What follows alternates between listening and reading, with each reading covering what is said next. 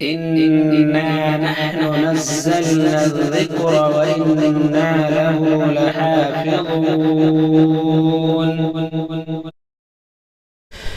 أعوذ بالله من الشيطان الرجيم. بسم الله الرحمن الرحيم.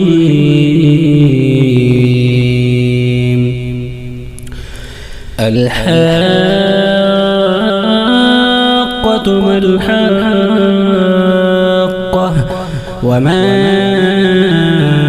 أدراك ما الحاقة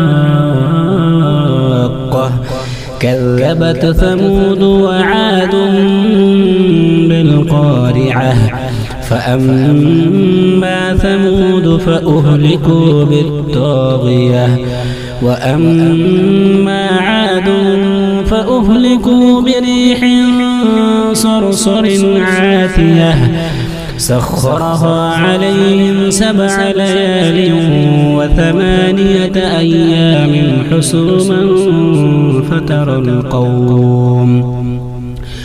فترى القوم فيها صرعى كأنهم أعجاز نخل خاوية فهل ترى لهم من باقية. وجاء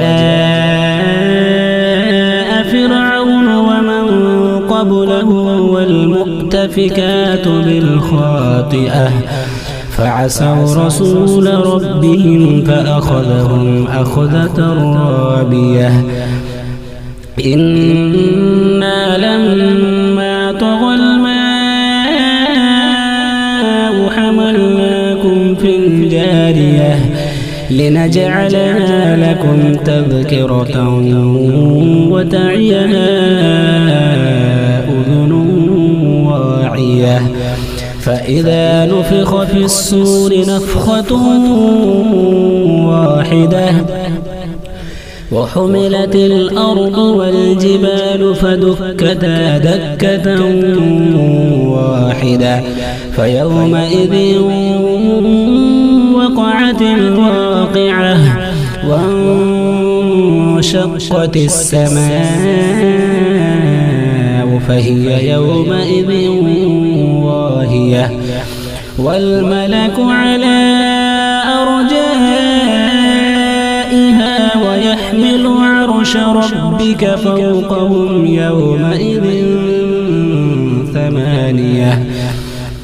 يومئذ تعرضون لا تخفى منكم خافية فأما من أوتي كتابه بيمينه فيقول هاؤم اقرءوا كتابيه إني ظننت أني ملاق حسابيه فهو في عيشة راضية في جنة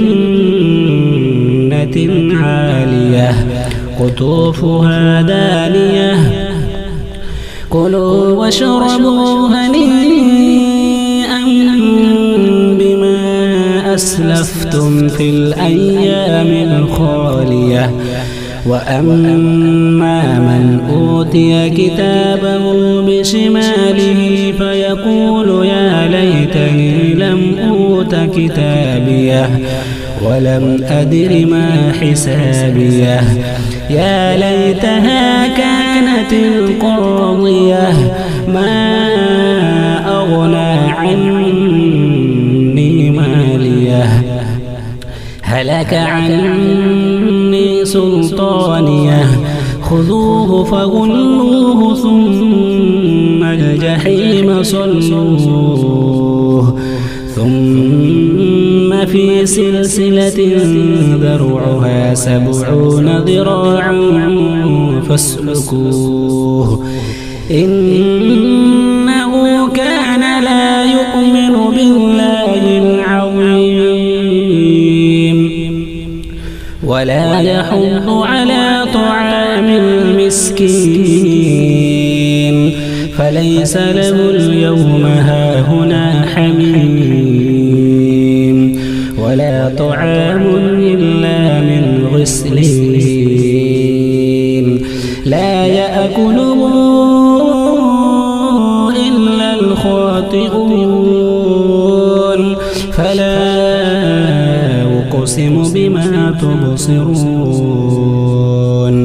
وما لا تبصرون إنه لقول رسول كريم وما هو بقول شاعر قليلا ما تؤمنون ولا بقول كاهن قليلا ما تذكرون تنزيل من رب العالمين ولو تقول علينا بعض الأقاويل لأخذنا منه باليمين ثم لقطعنا منه الوتين فما منكم من أحد عنه حاجزين